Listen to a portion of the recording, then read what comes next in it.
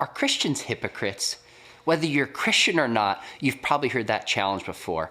In fact, not too long ago, I went to speak with a skeptical group of skeptics and agnostics and atheists, and they were asking me a ton of questions. And at the end, I asked them if I could ask them questions.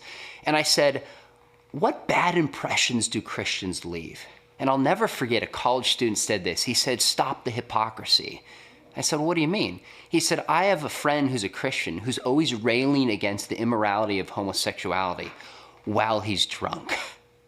And he's right, there's hypocrisy. So how do we respond? Well, if you're a Christian, I think instead of getting defensive, the first thing we need to stop and do is just say, is there some truth to this?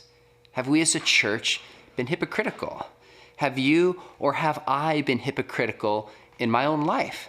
Now you might say, well, others are hypocritical. What about atheists? And what about postmodernists and secular humanists, whatever it is? Well, it doesn't matter. As Christians, we're held to a higher standard.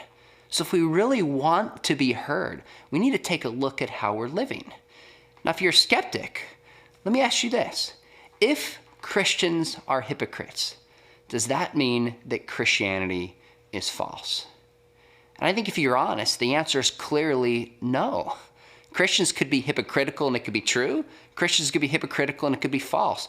How Christians live has nothing to do with whether or not the message is true.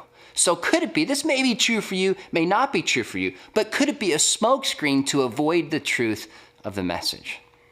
But third, whether you're a Christian or not a Christian, if you have a problem with hypocrisy, then guess what? There's only one person who's ever lived who's not a hypocrite, and it's Jesus. Even Friedrich Nietzsche, the great atheist, said there's only one person who's truly a Christian, and it's Jesus. He spoke out against hypocrisy more than anybody else.